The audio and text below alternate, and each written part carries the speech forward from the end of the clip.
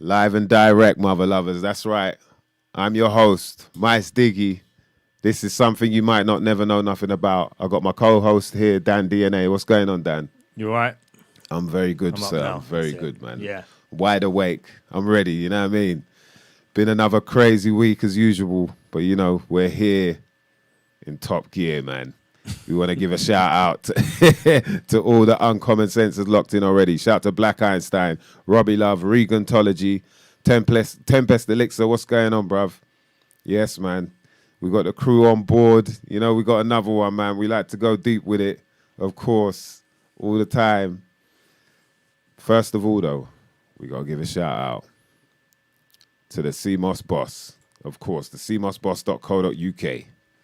You know what I mean? If you want to get any of your sea vegetables, I advise this is the place to go to. You can get yourself some dose, some wakame. You can get yourself some kelp sea salt.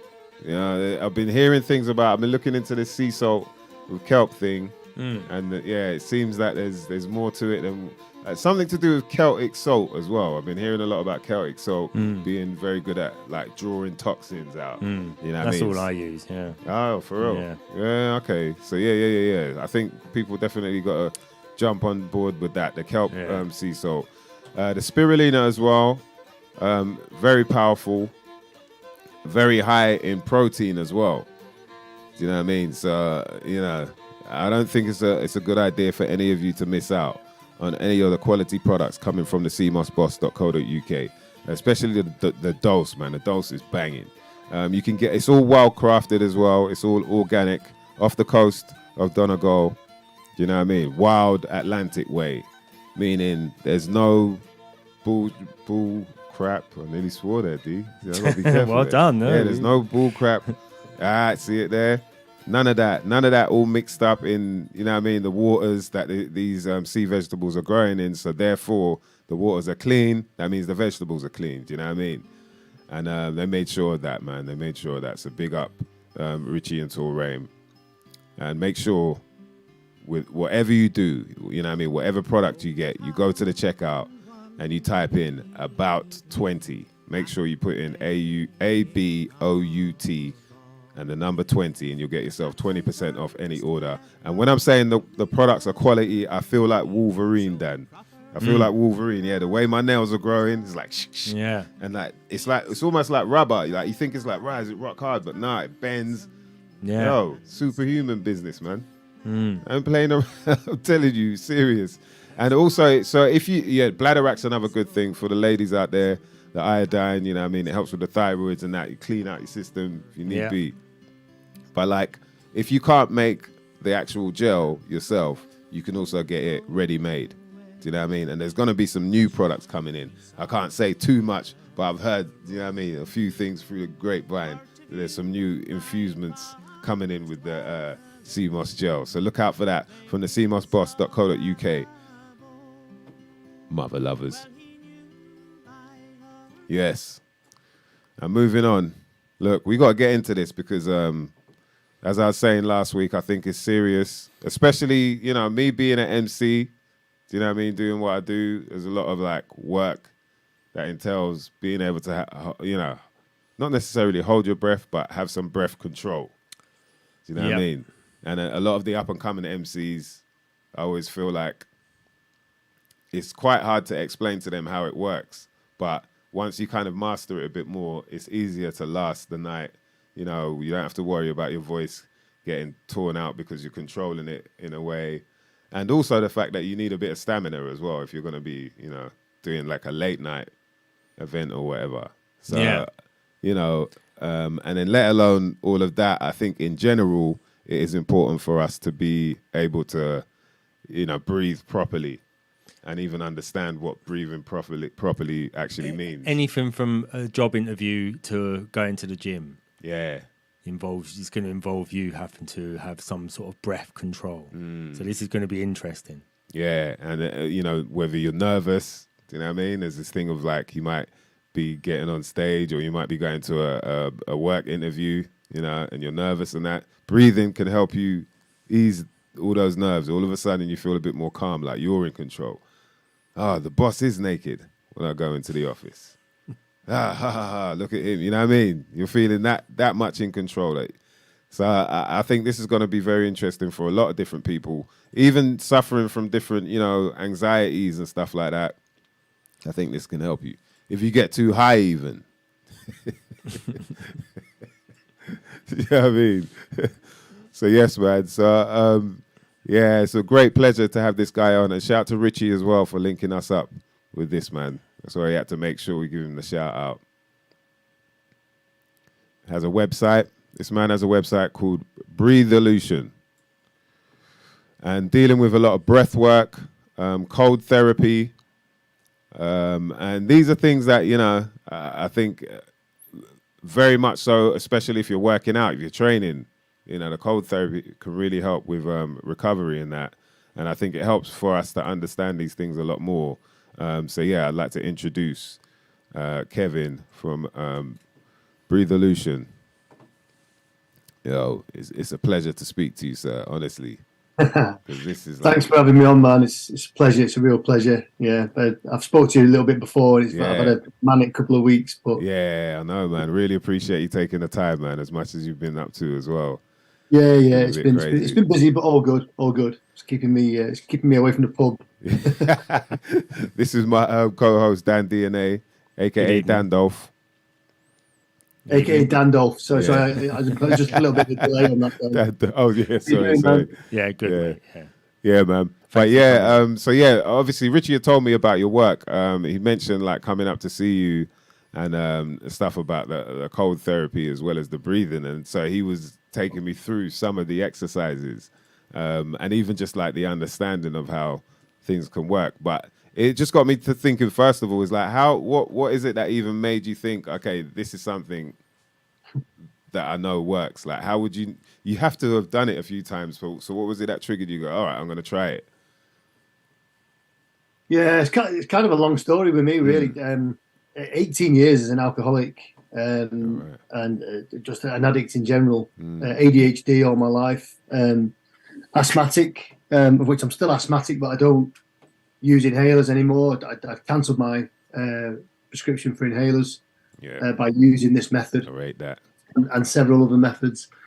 And I basically just sort of fell into it, really. I was curious. I read Wim Hof's book maybe about 4 years ago. I was reading Becoming the Iceman and didn't really take it all that seriously. But then I did some breath work, and it changed my biochemistry within about maybe 3 minutes. And before I knew it, I was holding my breath for quite a long period of time. And after holding my breath, I came to, and then I started to breathe again, and I cried like a baby. And I had no idea why. And then my wife said, "Kev, what's the matter?" And I said, "I don't know." And from that point, I was kind of hooked on how it's possible that why is it possible that humans can control their breath, whereas we can't really control anything else apart from motorized movement. We can't control our nervous system as such. We can't control our digestive system, but we can still control the breath. There's a reason for that. It's because we're supposed to use it. The spirit. The breath is the spirit. Is that correct? The life force to the body. The life force, yeah. It's the one thing that you do more of, most of before you die is you breathe. You're breathing about 20 to 30,000 times a day, and from your first breath that you take when you come out until your last exhale as you depart here, it is absolutely the one thing that you consume the most of is air. And your lungs, when they inflate, they cover a surface area of about the third the size of a tennis court. So there's far more to breathing than meets the eye. What's that? When your lungs inflate, they cover the size of a tennis court. Yeah, about the third the size. Third of the size. Wow, serious? What, you can inflate them that much? That's how much they have to stretch to get the amount of oxygen in that we need per breath. What? Yes, phenomenal. That's crazy. Okay. So obviously there's something there then, and so it's basically you practice an exercise, and then suddenly something, because you said that you came to, So that must mean that you kind of blacked out, or something happened in that moment. Yeah, well, I think what happens is when you do like the Wim Hof method is a hyperventilation technique, and when you become so hypoxic, when you overbreathe so much, you get rid of a lot of carbon dioxide from your blood and from your body, and when you get rid of carbon dioxide, because carbon dioxide is the drive to breathe for all mammals. If you get rid of the drive to breathe, you can hold your breath for long periods of time. And when you're holding your breath, your body makes you very silent so that you're ready to take a next breath. It shuts everything out, the sound. You go very inward. You can feel almost blood running through your veins. You can feel your heartbeat. You're very closely connected, mind to body, when you're holding your breath. It's something that we do naturally as humans. But in this moment, I literally sort of disappeared into me. And then I took a gasp back in, and I was back, and yeah, it was profound. Yeah, it's very poetic. You know, like it sounds like it really, like it's something that really touches you. And then, so I guess from then onwards, you obviously knew that this was something that you wanted to work with. Yeah, I was fascinated with respiratory system and how that worked and what it was doing in the body. I thought there must be more to it than this. So I trained with a guy called Patrick McKeown. He's the guy who runs and owns this here, the Oxygen Advantage, in Ireland. And I trained with him as a Buteyko breath instructor. And I'll explain what Buteyko is. I was trying to work out how to pronounce it as well. I couldn't work it out. I was glad you said it. Potato and all sorts of stuff. Going back to the Irish theme, but Buteyko, Konstantin Buteyko, was a Ukrainian scientist, and he was working with young pilots and things at the end of the sort of space race, really. But he was also helping people that had come out of the war who were shell-shocked and who had chronic hyperventilation syndrome, who were suffering with PTSD and trauma from the battlefields, etc., etc. And they were all hyperventilating, or most of them hyperventilating. And they called it irritable heart syndrome as well at the time, which is, I don't think it is a phrase that's used now. But he was helping all these people by getting them to slow down their breathing. And it started to affect their biochemistry. And when it affected the biochemistry, it started to slow down the breathing, but also improved oxygen flow to the brain and generally to the rest of your body. And because the body uses so much oxygen, every cell of your body needs oxygen. So it started to really help people, cure people who were struggling. So he carried on with his work, and Patrick McKeown has expanded that, the Buteyko Clinic in Ireland, and it's now became sort of the Oxygen Advantage, which is more of a sports performance-based tools. But it's still based on that same principle that Konstantin Buteyko created. So yeah, can you break that down then?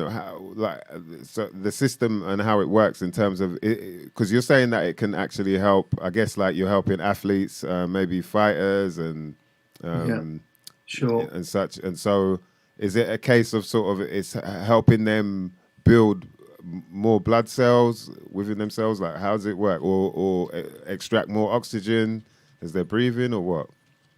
So basically, when everybody has their own metabolism, everybody has their own metabolic requirement for oxygen. And because oxygen is needed in every cell of your body, every function in the body at some point or another needs oxygen. 20% of the oxygen that you breathe with each breath, with each 500 milliliters that you top up with each time you take an inhale, 20% of that oxygen goes to the brain. And all the oxygen that you use in your body is dependent upon the demand for it. So when you're lying down asleep, there's not as much demand for oxygen. So generally, you should be slowing down your breathing when you're asleep. Obviously, if you exercise, there's a higher demand for oxygen. So we start to breathe harder and faster because there's more of a demand for oxygen. However, sometimes that drive to take a breath can be confused by chronically hyperventilating for other reasons other than exercise. Okay, which is really what opens this up to anxiety, panic disorder, chronic stress, claustrophobia, just generally over breathing because of trauma, PTSD, and being in a heightened state of sensitivity to your environment, normally your internal state as a human being. So this is quite scientific, really, because it goes into a lot of detail into biochemistry. And when we take a breath, so say we hold our breath here now and we take a breath in and we hold our breath. Before too long, you'll feel a gasp to take a breath. Eventually, when you've been holding your breath, there's a drive to breathe. Now, the mechanisms involved in that drive to breathe are carbon dioxide based, as opposed to being too oxygen based.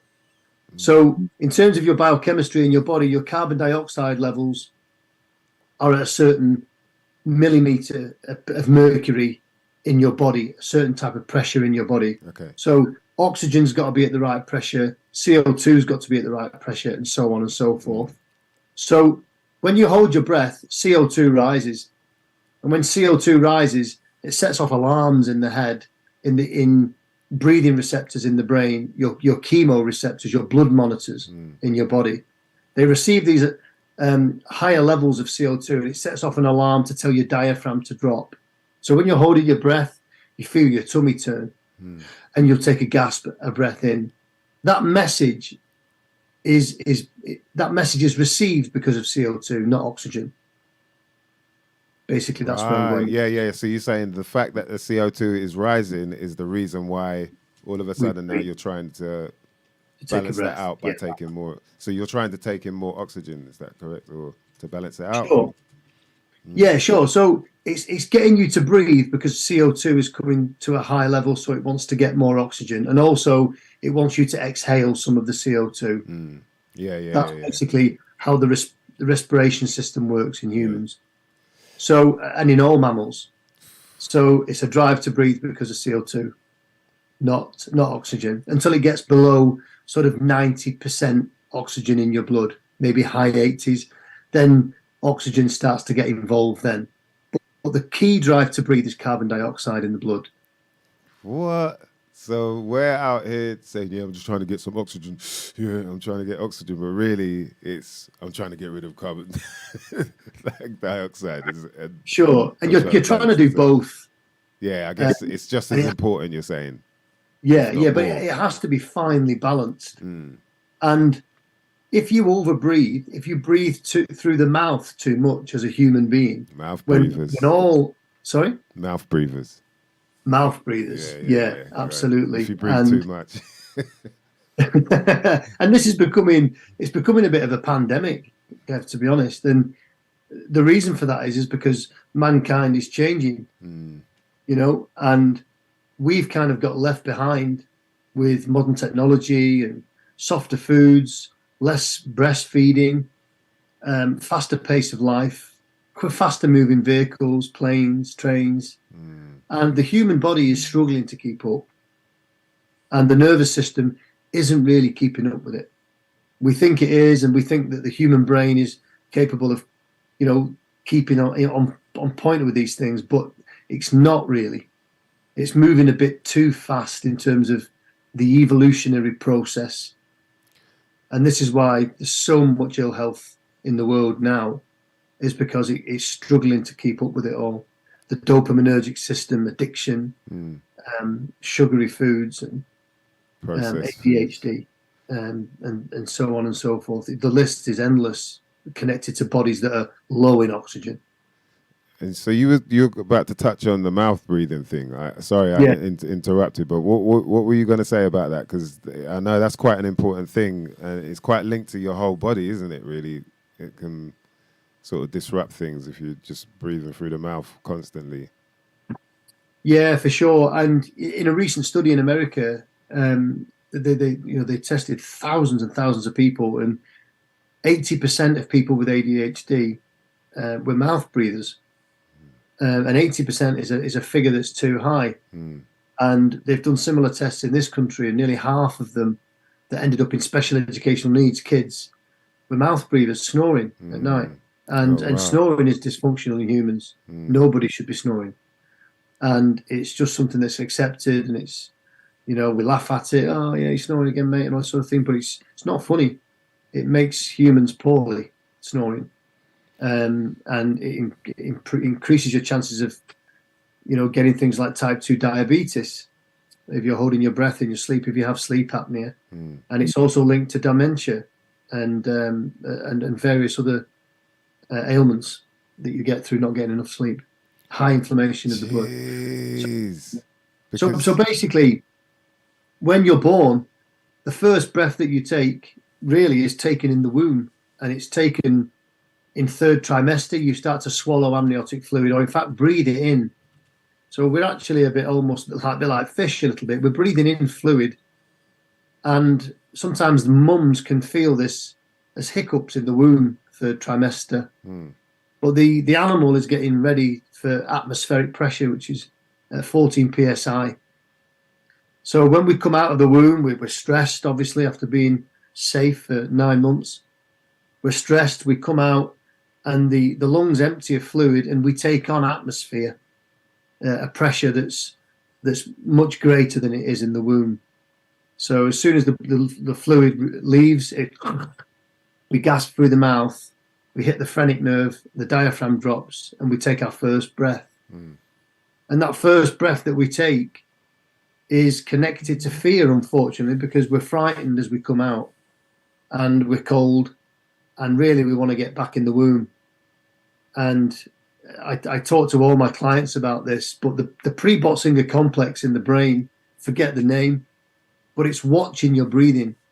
And every single breath that you take, all 30,000 of them a day potentially, it's kind of controlled and linked to the pre-Botzinger complex, a bit like the sinus node is in the heart.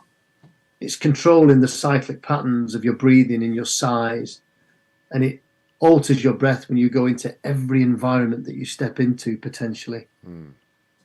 So you start to breathe through the mouth, but unfortunately the pre-Botzinger complex kind of recognizes that breathing through the mouth is connected to fear, because birth is quite frightening. So that's why panic attacks look like this. Or if you're upset, you're vulnerable.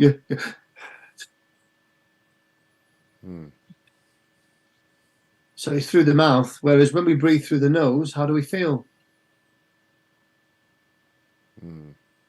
Relaxed. So they're completely different. The brain thinks that if you're breathing through your mouth, there's a little bit of you that's frightened, because it's connected to fight, flight, or freeze, or the mobilization of the animal to get back to safety.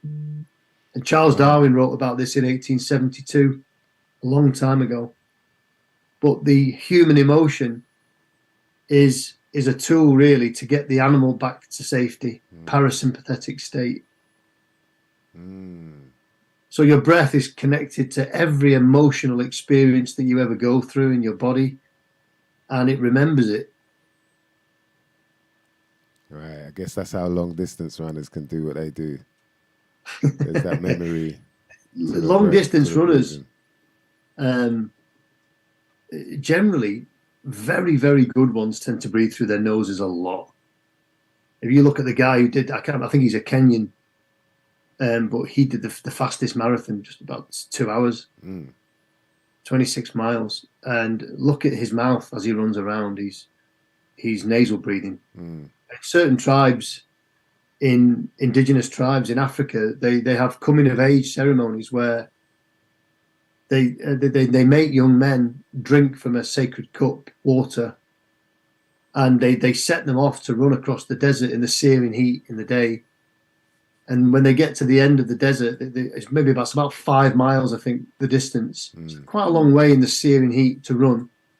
But they have to spit the water back out in the cup at the other end. And if it's not enough, they do it again and again and again. But they must breathe through their noses. And this is something that's been done for thousands of years. Yeah. If you breathe through your mouth in the desert, you'll be dead fast. Because the nose moistens the air, it compresses the air into your lungs, it cools the air as it goes in. You know, it performs 20 different functions in the body of the nose. In the mouth. I had a feeling you'd talk about this because, apparently there's even more. It's more than just the fact that there's a lot of people when they talk about breathing through the nose being better for you, they talk about the hairs in your nose sort of stopping any dust and whatnot. But apparently there's even more to that. Like, and I've noticed myself, like recovery seems to be quicker when I breathe through the nose as opposed to breathing through the mouth. So can you speak on that? There's like these certain chemicals and hormones and that are released or something, right?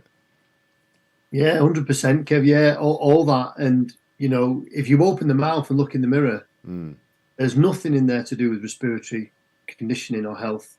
It's teeth, taste buds, saliva, your tongue, the movement of your tongue is to drop food into the gullet. There's nothing in the mouth to do, and communication, obviously. But if you look up into the nose, the nasal cavity, which is about the size of a billiard ball above your maxilla on your upper palate, and this cavity is your first line of defense against anything that's airborne. It's our own personal designed for our head air conditioning system, and it's faultless by design, evolutionary. And we bypass it. And when you breathe through the nose, it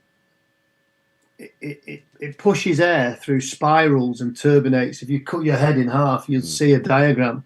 It's pushed through thousands of these tiny spirals and turbinates. And a turbinate throws air out.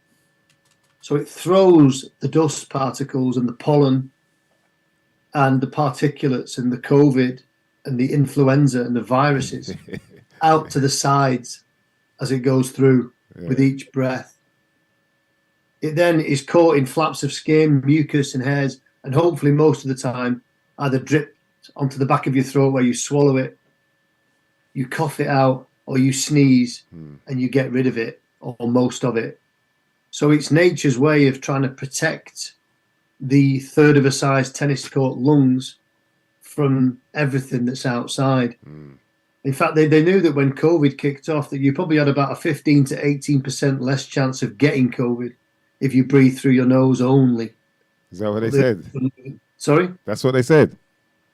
That's what scientists said. But they knew that if they told everybody to start breathing through their noses, the A&E departments would be full of people having panic attacks. Well, because, wait, if they were, they would be having panic attacks. Sure. Oh, I thought if they weren't, because they would be breathing through the mouth, so they'd be panicking more, but... So the reason they'd get panic attacks if they started to breathe through their noses is because if you've been breathing through your mouth for a long time, you've been breathing through an airway which is bigger, about 3/4 of an inch. So you've not been breathing through the restricted passage that is the nasal cavity. So you've kind of tricked your body into getting more air or being comfortable with more air going in. So the minute you restrict the flow, which you can test by breathing through a drinking straw, you'll start to feel panicky, as if you're suffocating. And that, unfortunately, is a false alarm, Kev. And that's driven by your chemoreceptors, which have also been affected by chronic hyperventilation for years. This is what had happened to me. And this is why when I started to train with Patrick McKeown, he said, Kev, I want you to tape your mouth closed and go for a run, see how you get on. So I did. And I put tape across my mouth. I got about 500 yards and I tore the tape off. Bloody hell, I can't breathe. It took me 5 months of taping up almost every day during lockdown and training hard and really coping with the CO2 building up in the body. It was tough. But within 5 months, I ran a half marathon with my mouth taped shut. Jeez, what? Serious? I'm good for 26 miles. I feel it. So, you know, what happened? Well, I changed my biochemistry. Kev. That's what happened. I changed the flexibility of the apparatus in my body to cope with CO2. And this is what free divers do. This is why they can hold their breath for 10, 15 minutes. It's life-changing. Yeah, that's very interesting. So what was it, more or less every day you were doing that? You say you were taping up your mouth for 5 months. I tape my mouth closed every night to sleep as well, which seems a little bit bizarre. But I can honestly say that taping the mouth at night was absolutely game changing for me, because I was snoring. I was getting up to go to the toilet at 3 o'clock, 3:30 every night. I was waking up with a dry mouth in the morning. I was feeling groggy most mornings when I woke up. And I was constantly sleeping with glasses and bottles of water next to my bed. I've not done any of them since. And that was 2 years ago. So we shouldn't be breathing through the mouth, Kev. This is the thing. And, you know, the nose is the first line of defense against everything. Yeah. And it compresses the air as it goes into your small air sacs of your lungs. And it neutralizes viruses and bacteria by nitric oxide that we produce in there naturally, which was only discovered on the outward breath of a human in 1991, believe it or not, quite a recent discovery. But we produce vast amounts of nitric oxide in our nasal cavity, and it's taken down into the small air sacs of the lungs, where it only survives for a few seconds, but it's enough to dilate the blood vessels in your alveoli, in your lungs, which helps gas exchange, to help oxygen gas get into your blood, into your bloodstream, into the hemoglobin of your blood. This is called the Bohr effect. Oh, yeah, I've heard about this, yeah. Sure. PT, I did a PT course. We had to talk about that, the Bohr effect. Sure. So for the Bohr effect to work effectively so that hemoglobin can attach to oxygen, you have to have the right level of CO2 in your blood, in your arterial blood, in your lungs. It has to be about 40 millimeters of mercury. If you chronically hyperventilate all the time, Kev, you're pushing out too much carbon dioxide. So if you push away too much carbon dioxide, it affects how oxygen attaches to hemoglobin in your blood. You end up having a left shift of an oxyhemoglobin dissociation curve. So oxygen that comes in, it doesn't really readily attach to hemoglobin. It kind of misses the first cell, and so on and so forth. So even though you've put these pulse oximeters on and everyone's like, yeah, it's okay, I've got 98% in my blood, that doesn't really reflect on how much of that oxygen in your blood is being offloaded onto cells or your brain. Right. So CO2 is the key. CO2 is the elephant in the room here, not oxygen. CO2 is thought of as a waste gas. We need to get rid of CO2. We're getting rid of too much. We need to get used to CO2 again. Yeah, CO2's become quite the enemy, hasn't it? Carbon. My best friend. What's going on there? Like, is it us? Because we're made of carbon, right? Apparently so. Yeah. And, you know, carbon dioxide is absolutely critical for human function.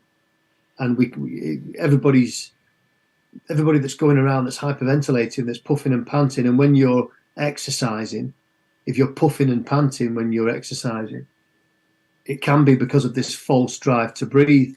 But the harder you breathe, the less oxygen you're getting, because you keep pushing away too much carbon dioxide, and this interferes with the Bohr effect. You don't get oxygen to cells, you become lightheaded, you feel hot, your heart rate's increasing, because carbon dioxide is also a natural vasodilator, so it helps to dilate your blood vessels and arteries in your body, which is why as soon as people that are having panic attacks put a brown paper bag on their mouth, they start to feel better. Why? Because they're getting the CO2 back. Oh, right. I always wondered as well. I'm like, but are they getting more oxygen doing that or not? I don't really get how it works. Like, that's because they get more CO2 back. Wow. There we go. And that calms them down. Sure, because the minute, if somebody's having a panic attack, they're generally, that's hyperventilation. So you're offloading lots of CO2 by doing that. You're taking in oxygen, but you're offloading the CO2. So you've got oxygen in your blood, but what you've not got is enough CO2. So oxygen can't really get to cells. It can't get to the brain. and you'll feel as if you're not getting enough. And that's what's causing the problem. As soon as you put the brown paper bag on, the CO2 that you take back into your body starts to dilate your blood vessels, starts to slow down your heart rate. You'll actually start to get more oxygen to your head, to your brain, and you'll start to calm down. And then that's normally when they try and take the bag away, but they say, no, keep the bag on just a bit longer. Yeah. Let that bore effect catch up, and then you can take it away. Damn, that's deep. Okay, you just dropped a gem on us there, because I didn't realize that makes so much more sense as well. Okay, so do you think, because the other thing I was thinking about as well, trees breathe in CO2? So in a sense, what we're breathing out, they're breathing in, and then they give us oxygen. Sure. Yeah, sure. Yeah. And I think this is because the brain is looking at oxygen just so much. I dropped a post on it tonight on Instagram just to explain. You can go for weeks without food, and you can go for days without water, but you can only be 3 minutes without air. That's simple and plain. So how much is the brain thinking about oxygen? Why are people sleeping with windows open? Why are people not okay to get into a lift that's got 15 people in it, but they're happy to get into a lift that's empty? Is there a part of the brain that thinks that the other animals are taking their oxygen? I think so. And almost certainly claustrophobia is connected to bodies that are low oxygen. And the brain's thinking that it might not get enough in the next 3 minutes. And it's thinking about constantly how much oxygen you're getting. It has to, because it depends upon it every 3 minutes. So it's thinking about oxygen more than it's thinking about anything else. That's interesting. If somebody comes into that room now and sticks a pin in your hand and creeps up on you and sticks a pin in your hand or goes, whoa, the first thing you do is take a breath.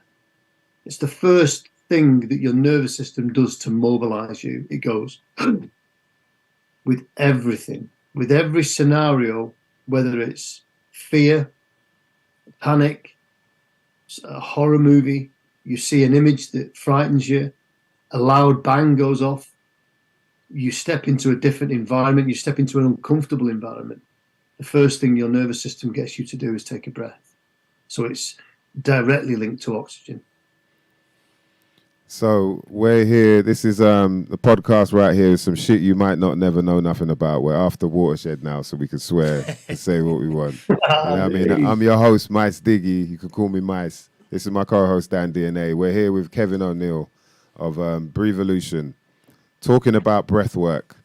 And yeah, it's very, very interesting in terms of what you were saying about our day-to-day lives that we don't really... It's almost like we're not focused on that at all. So the type of breathing that we're doing is majority in a panic sort of state.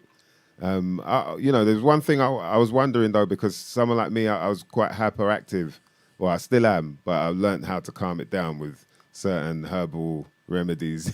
Do you know what I mean? But in that state, it wouldn't be like I felt like I'd get very overexcited if I'm about to perform or something like that. So it's more something I'm excited about as opposed to, in panic about but would it still sort of create a similar biochemistry anyway? Like, so regardless of whether it's something you're excited about or something you're, worried or panicking about, is that creating the same sort of thing inside or?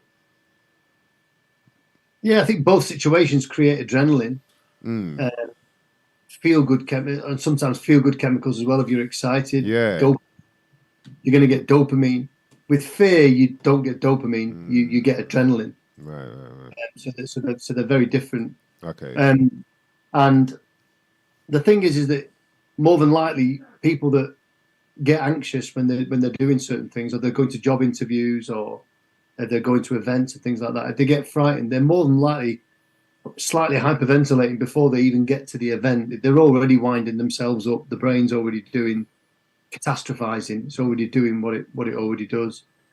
And sometimes you can end up in a bit of what they call like a negative feedback loop in the mind. So if you overbreathe, it tells the brain that you're a bit frightened. So the brain can't really be overly sure what that is. But to be 100% sure, it just kind of drip feeds you adrenaline anyway. Right. And this is kind of like the origins of what ADHD is, because if you see people with ADHD, I know I have it, then they're like they're on Red Bull all morning. They're wired, they're in everybody's business, and they can't keep still. And then by the time they get home in the afternoon, this is kids mainly, they get fatigued, they crash out, and they're exhausted, and they sleep because their body just can't take any more adrenaline, epinephrine.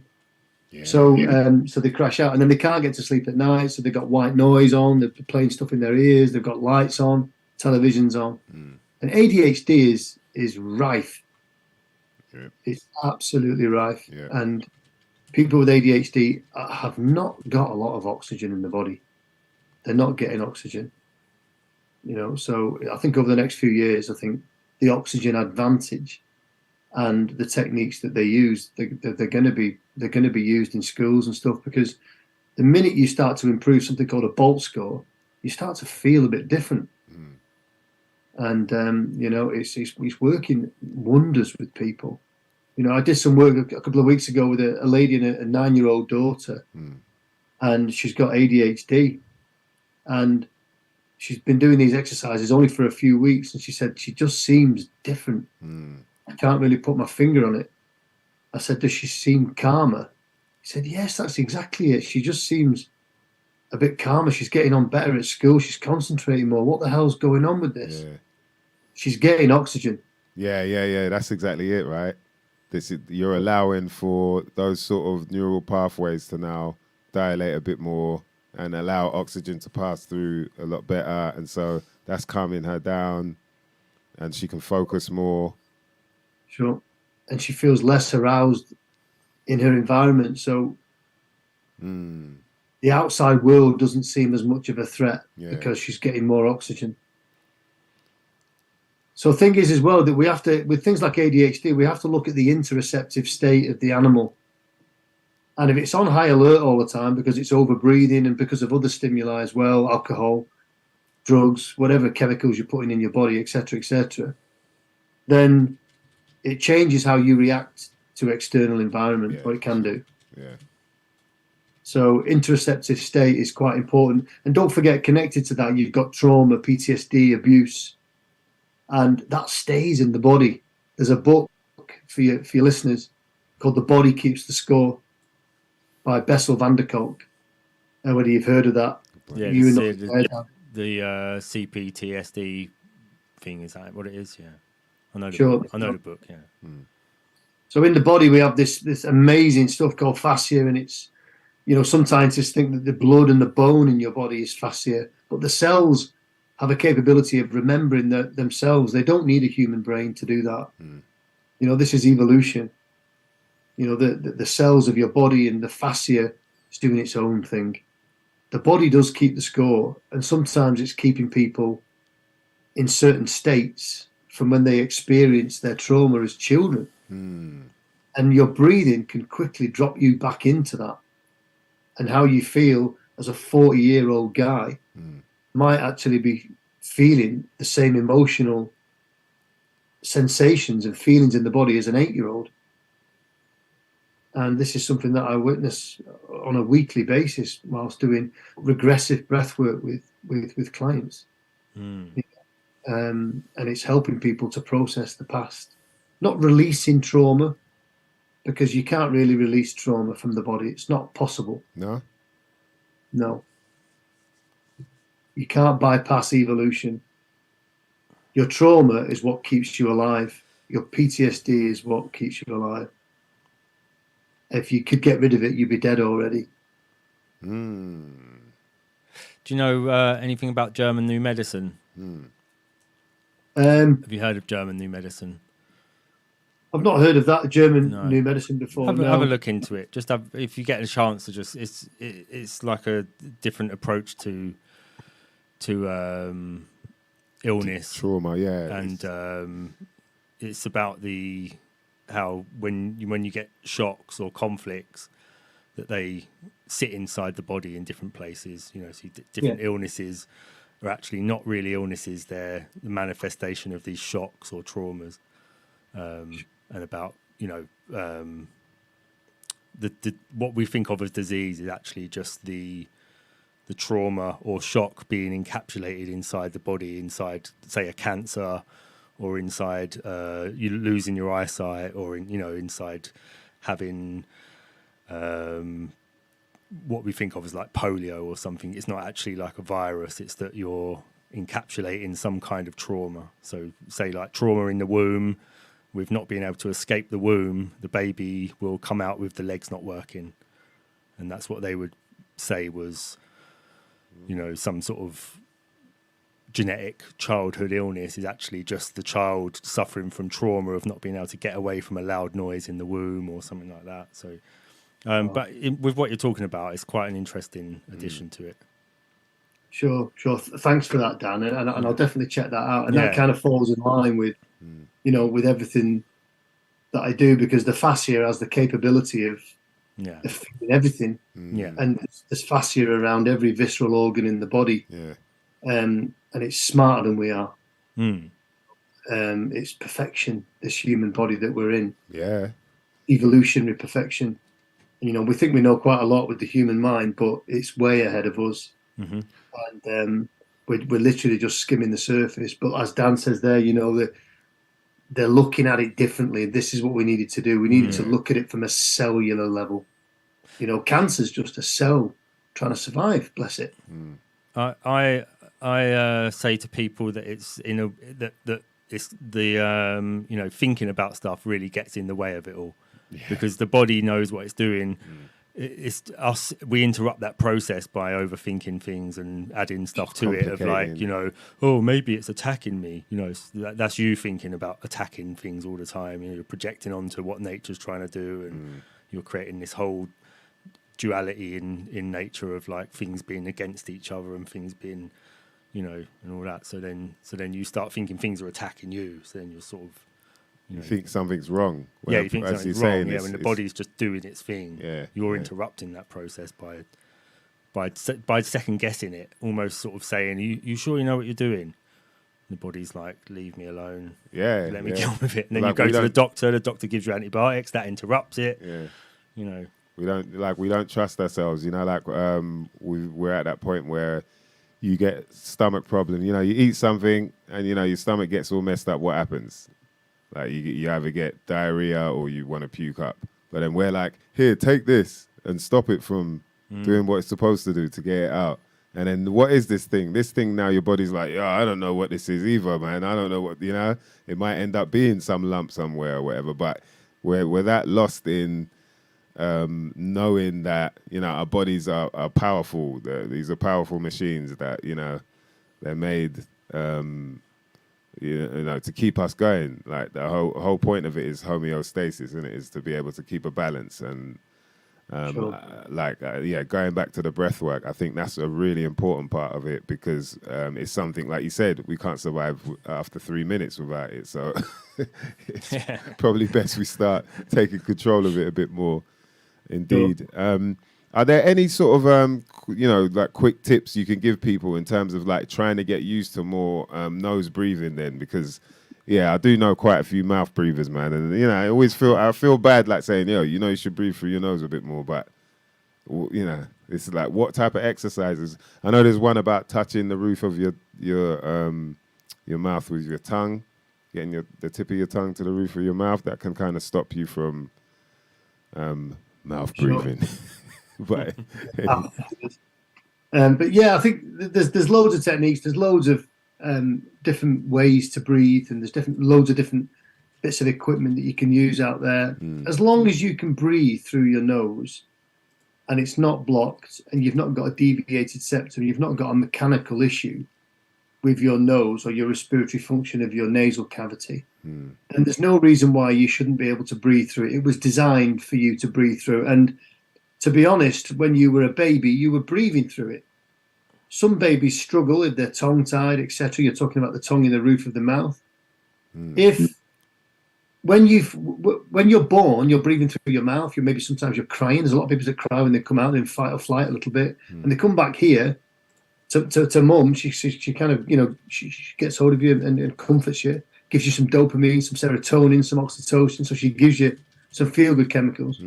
But she changes the way that you breathe. She makes you breathe through your nose by feeding you, because you can't breathe through your mouth and feed at the same time. So as animals, this is one feature of the nose, so that we can. That's deep, bruv. Because they come out crawling up to the boob, so they instinctively know they've got to go up to that, and then bam, they're on it, and the only way they can breathe, you hear them doing all that. Yeah, sure. Wow. And the pre-Boxinger complex at that moment, it kind of witnesses that breathing through the nose is connected to safety. So is there no surprise really that when we breathe through the nose, we feel calmer? The fascia of your body, and in terms of how the body keeps the score, the first time you felt that was on the breast of your mother. So you feel safe. And I know that's creepy.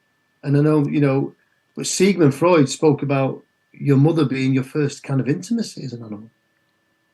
So there's so much to look at as to why we breathe the way we breathe. But you were definitely all breathing through your noses at one point. Not all the time, there are anomalies. But most people are breathing through their noses when they're babies. We switch. For whatever reason, we start to breathe through the mouth. I think when I was about 5 years old, I got the flu. And I remember it. I was quite poorly. But I think I switched to being a mouth breather at that point. I just don't think I ever switched back. It was the reason why I had ADHD. I couldn't focus at school because I never had any oxygen. I was always daydreaming. I didn't like, I didn't like doing subjects that I wasn't interested in. I only liked doing things with my hands, making things, and drama or music or stuff that I was being productive. And, I would have never been able to retain all this information that I've learned in the last 3 years. The only reason I've been able to retain all this is because I've been getting oxygen. So, it's absolutely critical for health. So in terms of, I'm really serious about this mouth tape. And this is one of these things that it's really changing people. People are messaging me saying, Kev, my husband stopped snoring after 15 years. Wow. I can't believe it. So snoring is because they're breathing through the mouth? Yeah, so, I'll invite you just to sort of put your head back and then sort of, with your head back like this. And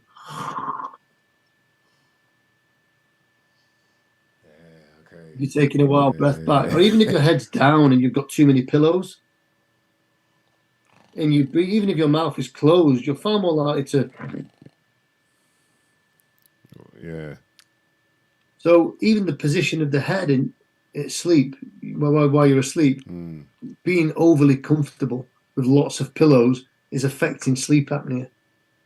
So when you start to tape up, it feels uncomfortable at first because your body won't be used to the levels of CO2 yet. But that's what this is. That's what oxygen advantage is. So you can perform certain exercises during the day holding your breath, which is why it's called Breatheolution, hold your breath. You perform certain exercises each day, getting the body used to CO2, causing the body to make adaptation to CO2, increasing or improving the flexibility of your body's chemoreceptors, your blood monitors. This will stop you driving to breathe too much, and you'll feel less suffocated when you start to perform these exercises. As soon as you improve your Bolt score, this gets easier. People say, the first few nights was a bit difficult. After that, wow. Last week I slept. I get messages like this all the time. I slept all the way through. I didn't wake up once. I've not done that since I was in my teens. Wow. Okay. So, Life-changing. Jeez, man. So, and that's literally like taping up your mouth and just going to bed, but yeah, I mean, be careful with alcohol. Yeah. If you drink alcohol, if you're having a skinful, try not to do it. Yeah. And make sure that you can breathe through your nose. But even if your nose is blocked, you can unblock your nose by doing a certain exercise, and I can show you how to do it. So this is the nose unblocking exercise with oxygen advantage. So if you're a bit bunged up and stuffy, which you're likely to be, if you're breathing through your mouth, because if you don't use your nose, you'll lose it. You'll lose the function of it, which is why people who snore at night, they normally wake up feeling groggy and a bit bunged up, and they suffer with allergies and hay fever and things like this. And constant sore throats all the time. I was getting maybe half a dozen sore throats a year. I don't think I've had 3 sore throats in 3 years since starting this. So basically, the unblocking the nose exercise is you would take a normal breath in, a normal breath out, and with your lungs empty, you'd pinch your nose, hold your breath with your lungs empty, and nod your head like this, holding your breath until you get a good strong drive to take a breath and recover through your nose. So you get a diaphragmatic urge to breathe and then recover through your nose. Give yourself a few seconds. That's quite a long time, that, Kev, yeah? Oh, yeah. Now I've got my breathing. I can breathe a bit still. Yeah, so breathing through your nose now, okay? And then you repeat that exercise maybe half a dozen times. Your nose will start to feel clearer. Wow. Yeah, I can feel it. So you keep doing it until your nose starts feeling clearer. That's weird. Clearer. My ears started feeling a bit more like... A bit louder. Yeah.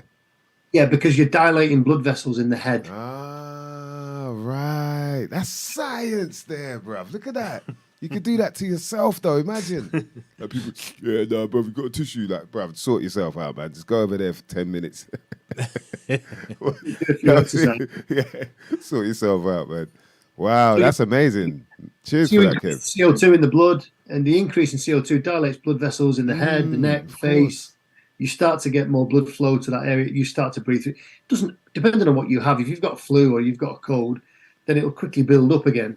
But I've seen Patrick McKeown sort of do a sort of a lecture to a lot of ear, nose, and throat specialists, and they're all looking at each other with amazement when their noses are unblocking. They're like, "Wow, what's this all about?" It's just very simple, and that's just one exercise. Other exercises that you'll take a normal breath in, a normal breath out. You'll pinch your nose, hold your breath with your lungs empty, and walk around. And then eventually you'll advance up to maybe running with your nose held, with holding your breath with your lungs empty. Oh, wow. This increases CO2 in the blood. It kind of drip feeds your body CO2 throughout the day, but the body adapts. It gets used to the CO2 so that when you put your tape on at night, you don't feel suffocated anymore because you can cope with breathing through that narrower passage. And I would ask anybody to try it. Go home and get a drinking straw, just a normal drinking straw, and sit there, pinch your nose, and breathe through a drinking straw. See what your body shows you. Be careful if you have anxiety or if you have panic disorder. Oh, yeah, I've just seen it on your website. You lot check out breatheolution.com. We'll put it in the comment section. But yeah, I've just seen these people. There's a picture of 2 people with the breathing straw. Just one straw through one nostril. That's it. So no, the straw can go into the mouth. Oh, sorry. Okay. Sure. And the reason it goes in the mouth, obviously, rather than putting it up the nostril, some people can't breathe through their noses. So I want them to feel the CO2 by breathing through the straw. Yeah. This will reduce the flow so much that in the first 10 seconds, you may get a diaphragmatic urge to breathe. You might feel panicked. So what is panic? Every time you feel panicked, your diaphragm drops to take a breath. Remember what I was saying before about how the nervous system drives you to take a breath to mobilize you. Yeah. So why is it doing that when at that point you've probably got about 97, 98% oxygen in your blood? Right. It's doing it because it's a false alarm. And when I first started, my alarm to breathe was terrible. My Bolt score was 9 seconds, and it's now hovering sort of between sort of maybe 25 and 32 seconds. Wow. And, they reckon at 40 seconds, asthma cannot be present. So probably the only reason why I can't get up there is because I am asthmatic, and I think I'll always have it. There are apparently ways to alleviate it a lot as well. Certain herbs and obviously, the same like you're doing the breathing exercises and whatnot. Yeah, I don't get any symptoms of asthma anymore. I cancelled my prescription because I don't use them. Yeah. I always used to run with an inhaler, but I just don't need them anymore because I'm always getting loads of oxygen and I'm always breathing slowly. I never pant. Even if at the end of that half marathon, I felt as though I'd walked. Yeah, because there is a sort of, once you get into like a sort of cardio, something like riding or running, there is like a state you get into, isn't there, where you're just sort of breathing normally again. Even if you're cycling at 30 miles an hour, you're sort of in a long, deep breath instead. It's like a different sort of, first of all, you start off panting and then you go into that state. Yeah. It's like a long-term state. So that's like you're taking really, really deep breaths, and you're not using your mouth for those really deep breaths, are you? You're using your nose generally. Sure. So that part that you're talking about, where your body has to switch from aerobic to anaerobic sort of state, yeah, you don't get that anymore, really. So I used to hate running the first kilometre. It was like, well, your body gets in tune, but you just set off now, and you're just the same rhythm all the way through. Yeah. It doesn't really change because your body's always getting oxygen. At the beginning, I had to really reduce the pace because I just couldn't keep up with it. I sometimes my vision would be pixelated and I'd have lactic acid in my legs. I was quite high CO2. It was very uncomfortable. So I'd have to stop and recover through the nose and then just keep going again. And my nose would be burning. I'd be getting headaches because I wasn't used to using my nose. Wow.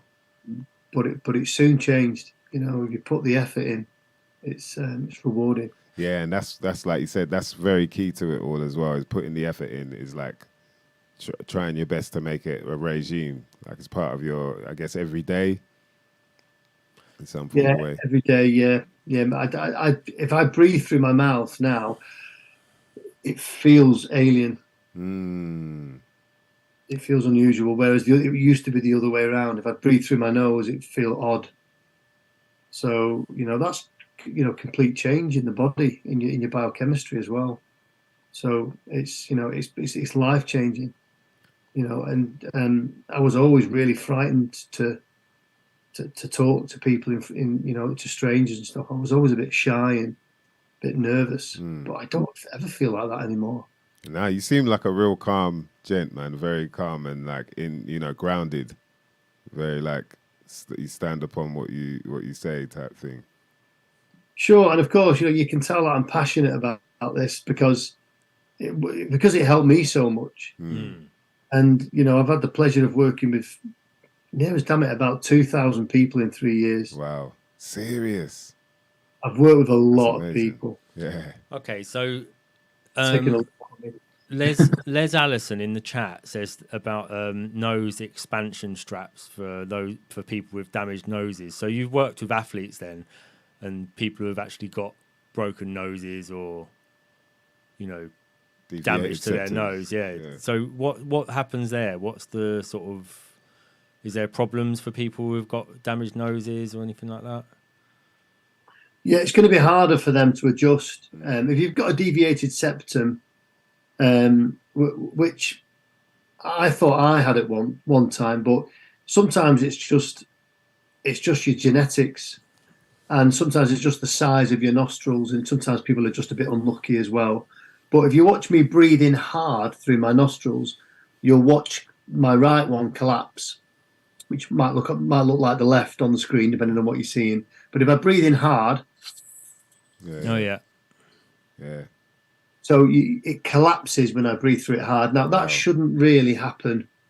Okay, if you've got good clear nostrils and they're both equal, shouldn't really happen that. And people are getting that corrected with surgery, but it's not always successful. You can buy things for the nostrils called nasal dilators, and that's what she meant there. These things that sort of spread the nostrils out. I've seen them, if anybody watching is, you put your fingers in here and pull apart, and you take a breath in. There's no collapsing then. You get lots of air. Wow, yeah. Sure. So you can use nasal dilators that go up the nostrils that keep your nostrils open during exercise. So these really, really help. And of course, if you're trying to tape up at night and you've got a deviated septum, or if you've got one nostril smaller than the other, then you can put the nasal dilators up and then tape up, and then it will just ease you in a little bit more gently. But I would avoid. Sometimes I would almost say avoid surgery if you can help it, because sometimes they can make it worse. Yeah, I'll definitely back that. Yeah, it did that with James Nestor, made him a little bit worse. And these nasal dilators, once you keep using the nose, even if there's restriction, it's like breathing through the drinking straw. Your body will actually adapt. You know, if I drop you into water now and I gave you a drinking straw, and you had to survive, you would. You would breathe through that straw. It's amazing. For hours, if your body depended on it. So your body will adapt very fast.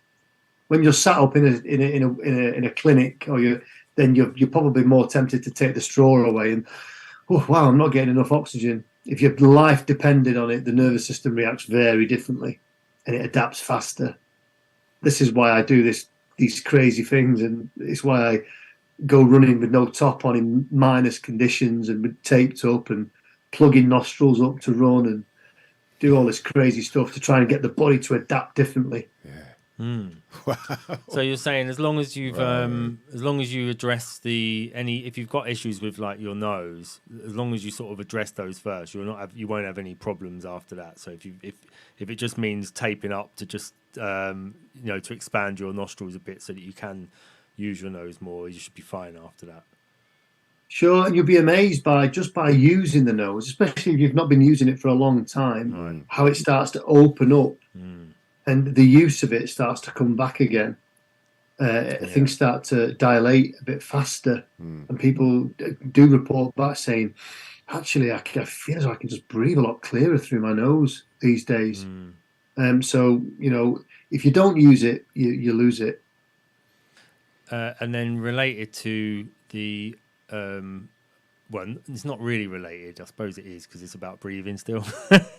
Another question from Sinead was, would you recommend the handheld oxygen canisters to increase oxygen? Yeah. What recreationally or? No, I think we might need to get her to sort of expand on that a little bit. Okay. I think because obviously these festivals and things, they have oxygen tents that you can go into now, and you can take a lot of oxygen. Makes you lightheaded, makes you a bit excited, a bit giddy. So I don't know whether she means recreationally or no. I think she's serious about it. I think she's sort of just saying about getting more. If you need oxygen. To get more better quality oxygen, is there anything like that you'd recommend, or is it just sort of going to the forest, man? True. For sure, yeah. I mean, obviously, the quality of air in the centre of London is different to the quality of air in the Peak District, but only fractionally. There's still loads of oxygen about. But, hyperbaric chambers will push oxygen into your blood. So they use high pressure to put oxygen into the blood. If you take oxygen in through the mask, you're getting in more oxygen into your blood, but it still doesn't affect how oxygen gets to cells, because that needs CO2. So you can still have an oxygen mask on, but still be hyperventilating and still offloading too much carbon dioxide. So the most important thing of this really is the balance in the body. So for your body to maintain homeostasis, your blood acidity has to be regulated every split second, really, and that's done by the main buffering capacity of your kidneys, and it buffers your blood by releasing bicarb, and it mops up hydrogen ions in your blood to keep your blood between 7.35 and 7.45 on the pH scale. If you become too acidic, you become very poorly. If you become too alkaline, it's not really good for you either. So it's always trying to keep it balanced. To do that, it uses your respiration, it uses CO2 and oxygen to make that fine balance. So that's the important thing, is keeping that fine balance. And to do that, you have to be able to breathe functionally. So that includes biomechanics. So make sure that you breathe properly. And that's to do with wearing certain types of clothing. Tight clothing will restrict your breathing. Sports bras, they restrict your breathing. Tight trousers and jeans, things that are tight around the waist, See it there. they restrict breathing. All you lot in the tight pants, man. Come out of it, man. I don't know what you're doing to yourselves. Yeah. Anybody with leather pants on, then you'll know that when you take them off. Yeah, you lost weight. Boy. His veins are popping. Veins are screaming at you. Hey, man, what the hell's going on? Sweating. When you undo, if say you've eaten a big meal and you undo your belt, you breathe out. Yeah. So the actual action of releasing the pressure from your abdomen actually makes you exhale. Wow. And women will feel the same when they take their bras off. They exhale, and it's directly affecting breathing. These things that hold you in, these Spanx, these that hold the women wear them mainly. Yeah. I know what you mean. Them These days, tummy but things. women are wearing these things that are around. I think, but it's putting pressure on the abdomen, and that's then creating unwanted pressure for the diaphragm to push down. So the diaphragm can't move properly. And the diaphragm, the human diaphragm, is completely unique to any diaphragm on Earth. It's what's allowed humans to get so much oxygen, hence why we're kind of the dominant species. So we can thank the diaphragm for that, but it only moves 3 centimeters. But the diaphragm's massive. And when the diaphragm drops from here, it drops down 3 centimeters, but it's also wrapped around your back.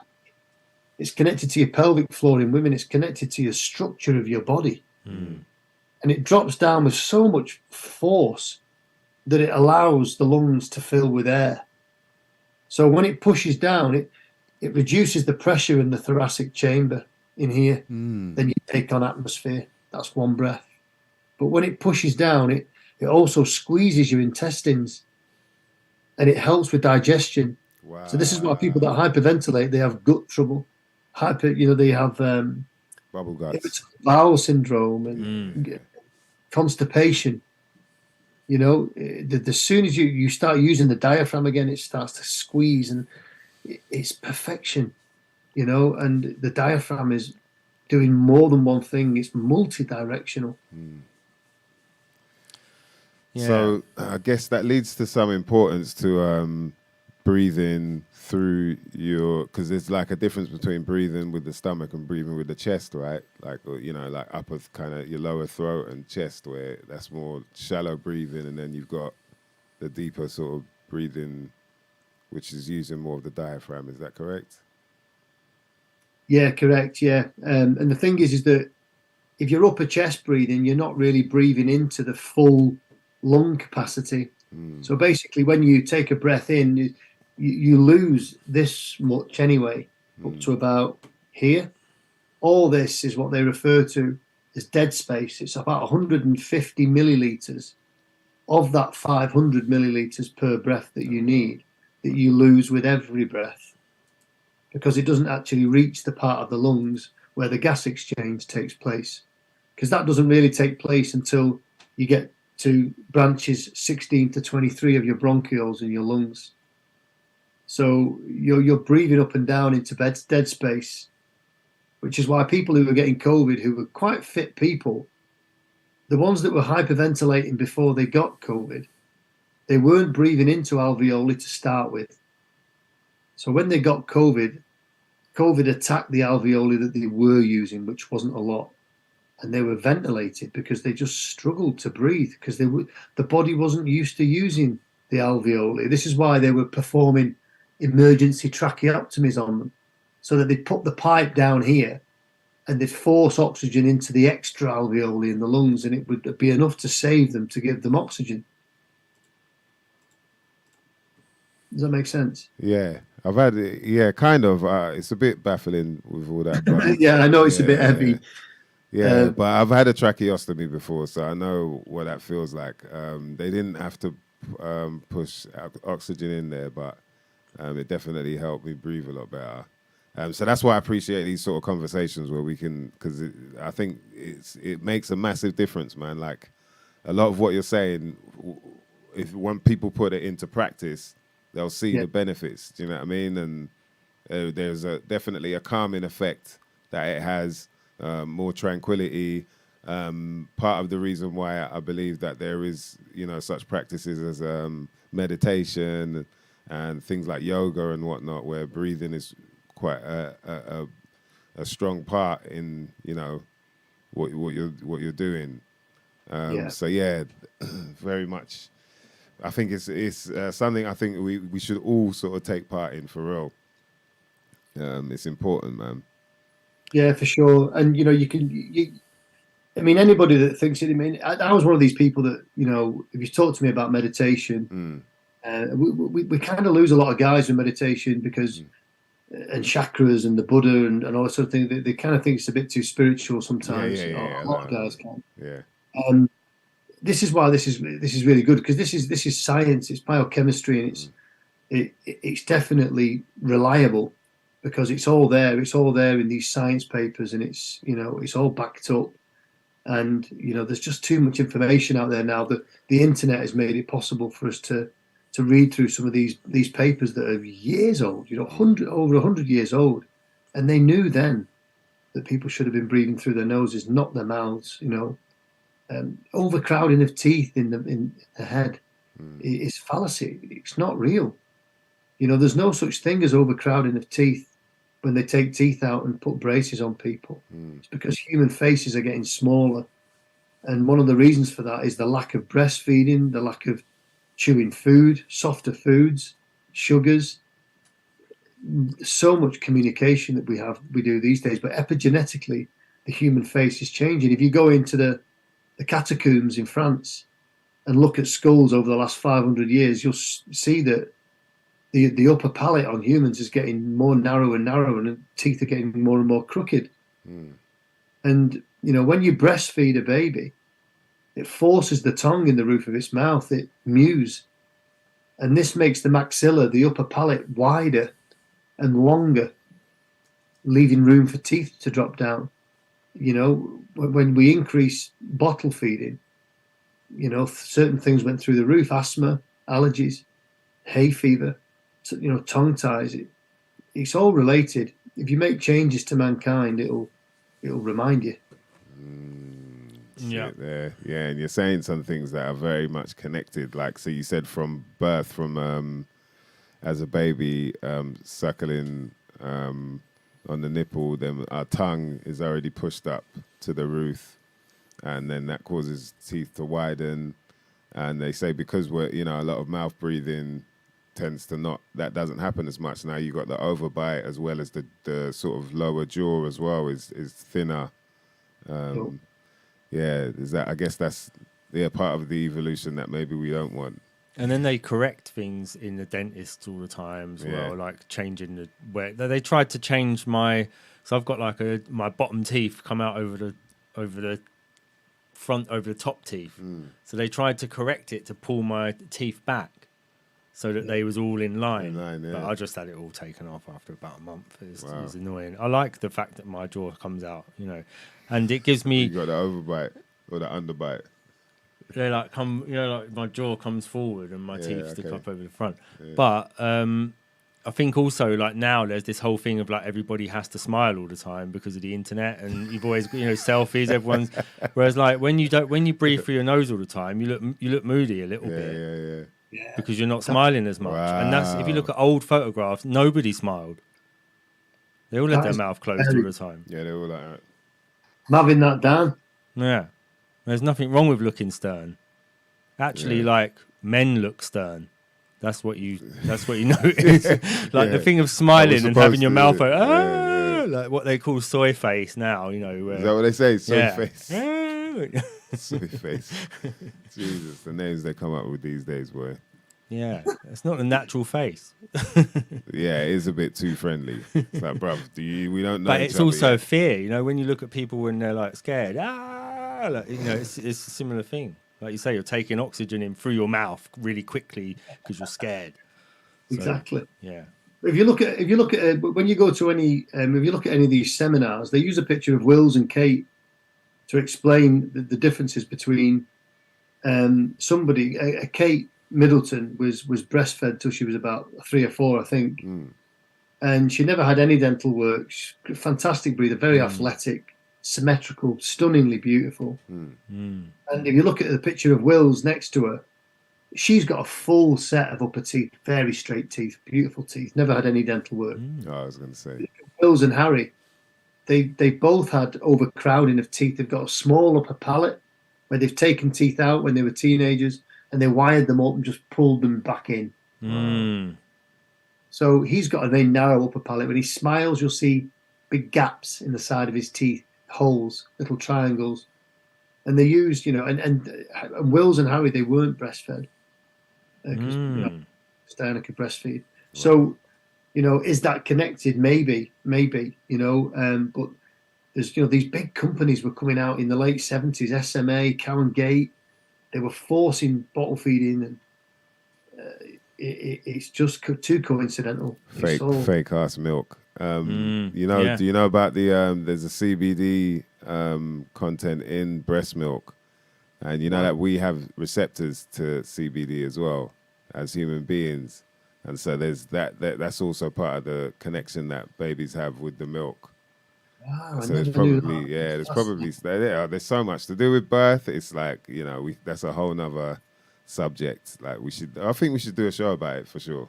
People probably wouldn't expect it from two lads either. What talk about? Talk about birth, yeah. Just like the just what they get away with anyway. But yeah, so yeah, obviously, like we're saying, I think the word is for sure. If people want to learn more about breath work, and especially the cold therapy as well, we didn't get into that, but I think the breath work is something that everybody can get into straight away and understanding. Like, thanks to Kevin, he's already given us a couple tips that we can try out. A few exercises, but you should definitely hit him up at breatheolution.com. We put the link in the comment section. We'll put it in the description as well. You can follow him also on Instagram and Facebook. And so we can book sessions with you. Is that right? And is it just like individual sessions, or is it like group sessions, or how does it work? I've been doing one-to-one sessions for a couple of years now, a few years now, and I'm going to be sort of finishing them off pretty soon because they're just not very cost effective. They take a lot of time. But obviously I've had to try and open this up to people who need it. And some people are absolutely skint. They've got nothing. So ideally, if I won the lottery tomorrow, I'd just keep doing this for free for everybody because they need it. And it's life changing. But you can do one-to-one sessions. You can book small group sessions with you and your family partners or whatever. And I still do the regressive breathing as well.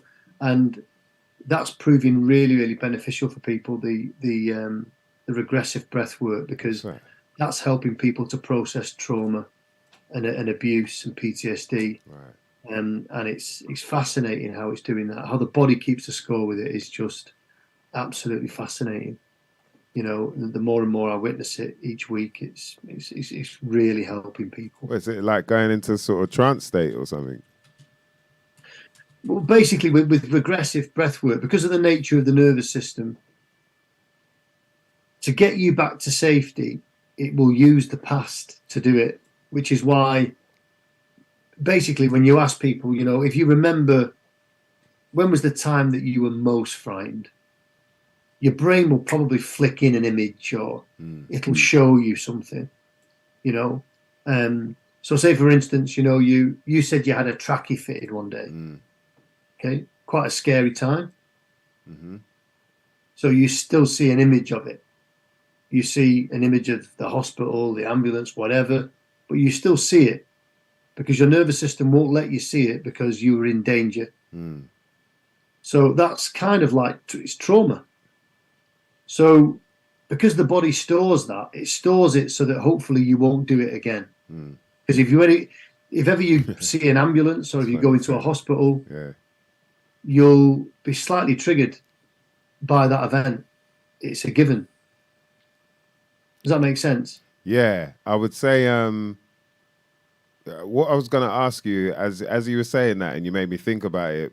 I was wondering, is it possible that the trigger now is sort of it's becoming because of, like, say the subject has now changed. Say for me, it may have been like going through that, but then after learning a bit more about the process of it, it's sort of a different type of trauma. Can that happen? Like the trauma shifts on to it has a different sort of, or would that be another type of trauma that I've got to deal with?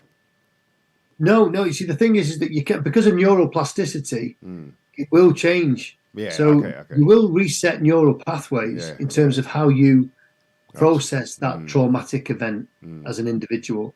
But sometimes you have to use the physical to do it, which is why talking therapy doesn't always work. Your trauma was put there using physical, because you were breathing in a certain way, your eyes were looking in a certain way, you were shaking, your heart rate was up, there was so much adrenaline in your body. If you mimic any of that together, you'll be triggered to the old events. And this is why I say, when I was saying before, that you can't heal trauma, you can't remove trauma from the body, because it's what keeps us safe. So you can process it and try and swerve your way around it a little bit. And I give an example just quickly, but I give an example of,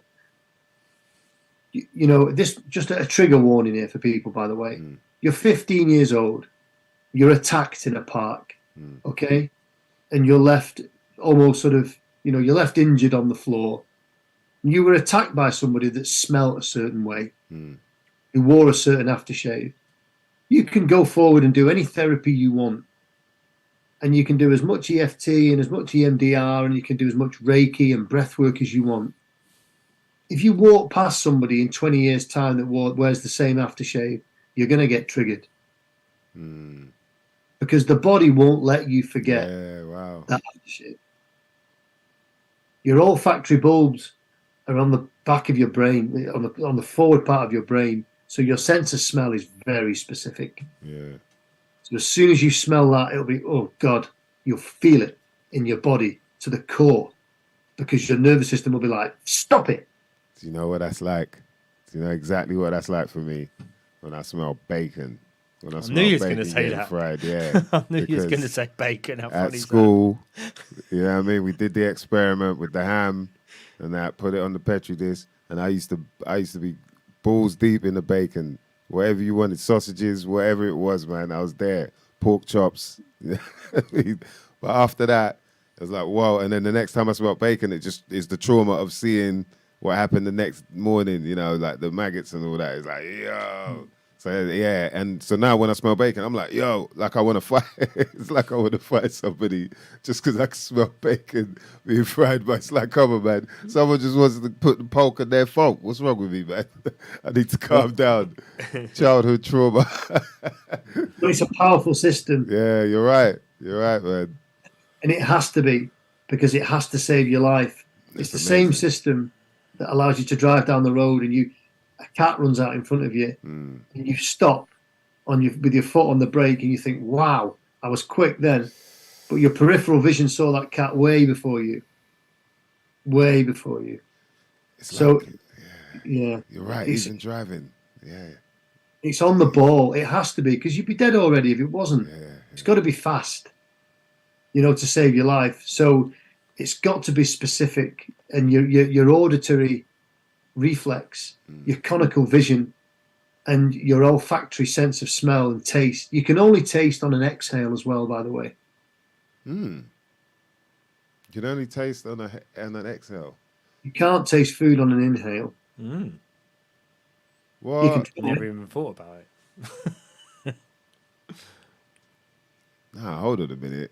So I guess I do taste it, but like MSM. Have you had MSM before? It's like a sulfur white powder. It's really good for your bones, skin, hair, and all that. But it tastes like shit. Like, it doesn't taste good at all. It tastes like that, But I usually, like, I either hold my breath drinking it, or so you just mix it up in water and it dissolves, but still tastes bad. Yeah. So I just literally just hold my breath. I just drink it like holding my breath, or I feel like maybe I breathe out through my nose, but Next time that you try it, yeah, I'm gonna make a try it point now. of breathing out through your nose, and you'll definitely taste it. Yeah. I'm gonna try it now because I think I actually do taste it because it still doesn't. I'm still like after. So all right, so now I'll try it breathing in.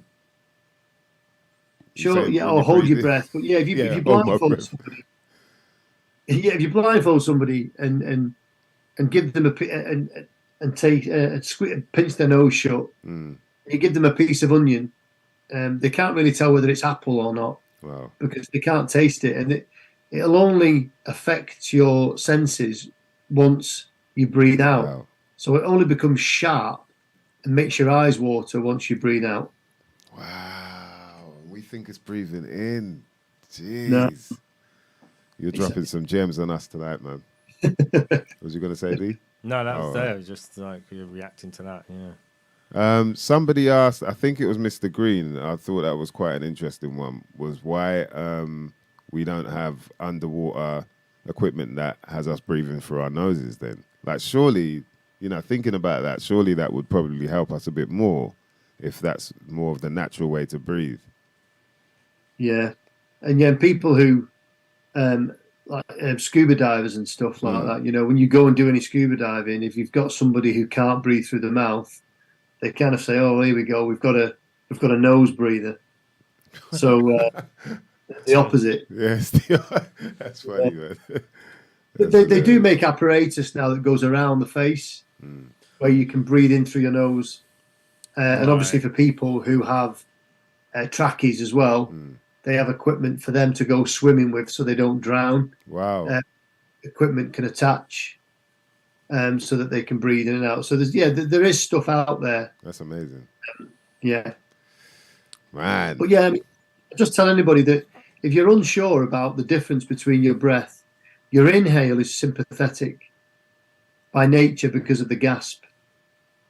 So when I say sympathetic, it's connected to fight, flight, and freeze, fawn response. Your exhale is parasympathetic by nature. So just like Venus and Mars, they're complete opposites. Parasympathetic is looking to calm down all the time. Is that right? Yeah. So your parasympathetic state is always trying to take you back down to rest. Safety. Rest, Think of it like parachute. It's trying to slow everything down. Just Sure. Which is why in the womb you're in a parasympathetic state for 9 months. Which is why when you come out, it has to be the opposite, because all you've known since your nervous system was a hollow tube was that space of utter safety. You'll never be that safe again. And then you're pushed through a narrow canal, you come out, and your nervous system attaches an inward breath through the mouth to the really frightening time. Maybe your first trauma is birth. I wouldn't say I fully agree, because I've seen births where the babies come out calm. They haven't come out crying. But I would say that has definitely happened a lot more now because of the system that we use to, have these sort of births. If you look at animals, when they're going to give birth, they want to go somewhere quiet.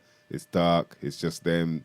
It's not like all these lot running around and big bright lights and probably aircon on and all of these sort of things. So I think in terms of that, then for sure, and like in society today, in this day and age where we're talking about so much.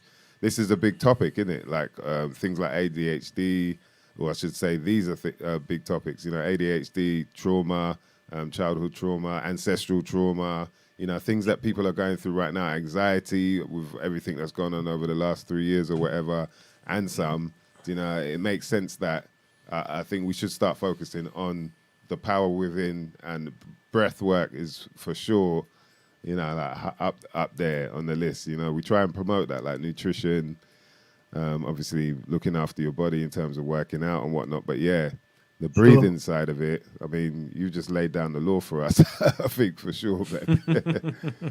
Definitely more. In terms of the order of things, you come out and you breathe, then you eat. So your breath is before your food. And the thing is that, some babies do come out and they're quite placid, and if it's dark and it's quiet, they're just having a look around. But if you leave them on their own, There's They'll trauma kicks soon in. do what Darwin said. They'll soon perform the emotion, which is normally screaming and crying, so that the caregiver will find you and take you back to safety. It's what But human. we do. There is a notion as well that is their only form of communication. So Sure. as much as it sounds to us like trauma and them going through some, I mean, it could well be, of course, but at the same time, it could be just that's how they communicate. Like we don't know whether they actually are angry or scared or worried or whatnot. It might just be like, "Yo, bring that booby over here, bitch." You know? No, exactly. Give me food. Yeah. In terms of what mum does, she gives us food, and she gives us oxytocin and serotonin and dopamine, Yeah. and then the animal feels so safe again that it falls asleep on the breast, That's true. and completely vulnerable. So so you put baby down then, Yeah. because the nervous system knows that when it does that emotion, it stores it, That's true. and it does it again the next time because it knows it's going to get the milk, it's going to get the nourishment and the warmth. And then what does mum do? She picks you up when you start crying again. Yeah. She gives you the oxytocin and the serotonin again, Yeah. and again, and again, and again, and again. Yeah, So you're right, as human beings, we're constantly vulnerable, safe, vulnerable, safe, vulnerable, safe, vulnerable, safe. Yeah. Dopamine, no dopamine, trough, peak of dopamine, trough, peak of dopamine. This is why we're all addicts. Yeah. Wow. We're introduced to the system very early. That's deep, man. Jeez. All right. Kevin O'Neil, Breatheolution. I think we should leave on that note, man, because that's a drop mic moment right there. Yeah. Really appreciate you coming through, man, and spending your time with us, giving us some knowledge right there, man. I think some stuff we need to look into for sure. I'm definite that the uncommon senses, that's the people in the comment section right there, appreciate it as well, man. Yeah, I think if anyone wants to find out more, you can also book sessions with Kevin. Please hit him up at breatheolution.com. Follow him on the Instagram as well and the Facebook. And man, start breathing through your nose, man. All you mouth breathers out there, get a straw, get something. Look, get some tape. That's it. Tape your mouth up. Yeah. It is. It's a demonstration use your right fingernails. there. Simple. Cheap and cheerful, mate. Wow. And go sleep. Ooh. My girlfriend tapes her mouth up. Yeah, Does she? She does that, yeah. She's into Buteyko. Yeah. Wow. All right, Get see. on it, get on Need it, to man. step up. Get on She's it. Well, on point. what I mean is I tape my girlfriend's mouth up. Yeah. When we So- go Yeah, that's something else. all day. Yeah, If I'm in the house with her. Yeah, I'm wondering whether I should do the same. Sit there, rubbing my hands together. Yo, thank you so much for coming Yeah. through, man. Appreciate it. Really appreciate that, man. Really appreciate that, King. Thank you. Hopefully we could do it again, man. Touch on some other subjects. I feel like there's other stuff you're into that people might not never know nothing about as well. Sure, the cold water therapy is massive, and how that's working with people. Yeah. It's just a whole new thing, and people are still, even famous people, are still expressing trauma when they're getting in ice baths. I see it. Serious. Okay. Yeah, I have heard something about this actually. All right. Yeah. There's I've Next heard time. about. Sorry. I was just saying next time, yeah. Yeah, next time for sure. There's this whole thing to do with what they're exhaling as well as they get in. And all right, whoa, Kev, man. Thank you very much, man. Really Thank you appreciate so you much. coming Thanks through, for man. having me on. Really Yes, appreciate man. it. Love, man, love. Definite. Yo, that was Kevin O'Neil right there. Breatheolution. We got into some depth right there about breathing. I told you lot is important. I said last week, look, man, I know you lot might not be ready for this. This might be a weird one, especially for you mouth breathers out there. But yeah, man, that was a lot of fun. Big up all the uncommon senses that came through, man, to to show some love. Got your questions in as well. We appreciate that. I think it's important for a lot of us to get used to that. Get to, breathing through the nose. It's kind of annoying with some of you lot with the dry mouth thing. and you don't realize it either. Big up to Vinny B in the building. Love always. Big up DJ Locke. Les Allison. Yes, we know you're a guy now. We apologize for that. As you know, Dan DNA is a very busy man behind the desk there, man. You lot got to appreciate what he's doing. Dr. Octopus right there. Is that Octopus or Dr. Octagon? You know what I'm talking about. Tempest Elixir, big up. Mr. Green, always. IBMCs. Robbie Love. And you know I've got to shout out Canisters UK. We can't miss out on the CBD products that are high quality. If you miss out on them, you're missing out on life, mother lovers. And when I'm talking about high quality, I mean CBD sprays. We got the indica, we got the sativa. They've also got natural CBD balms. You can get sativa or you can get a full spectrum of that.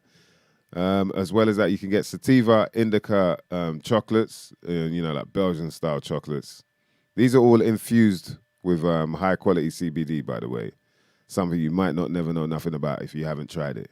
Also, you got Belgian hot chocolate stirrers, which are magical. You know, just get yourself some hot water, fill up the cup, put in the stirrer, twirl it around.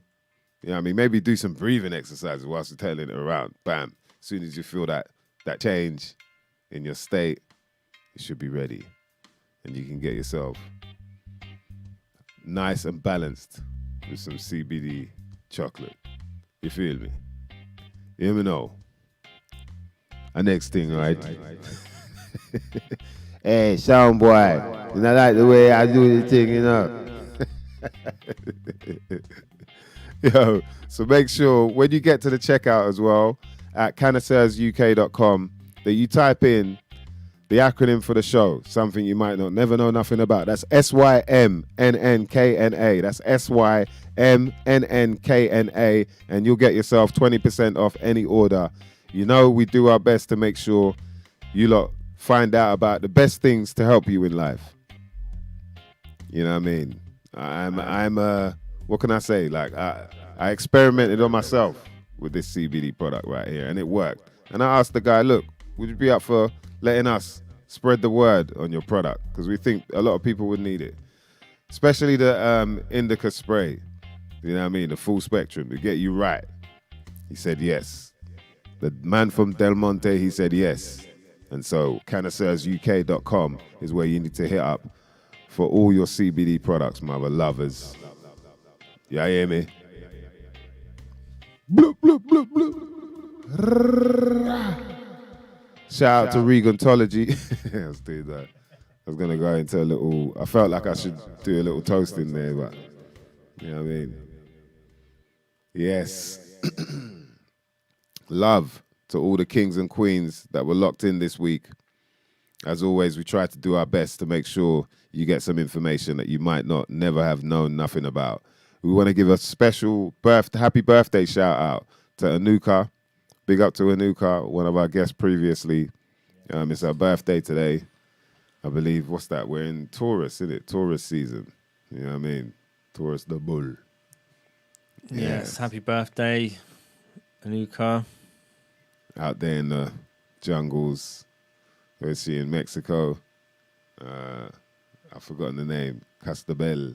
Something like that. Cristobal de la Casa. I'm pretty sure it was. Shout out to the unknown user. We want to thank everyone for locking in.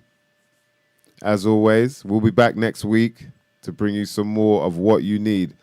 Please make sure you put your comments in the video after. Do you know what I mean? In the main video. Like, subscribe to the new channel as well, which is the acronym for the show, SYMNNKNA. We'll put that profile in the comment section. What else is it, D? There's something else they got to do, isn't it?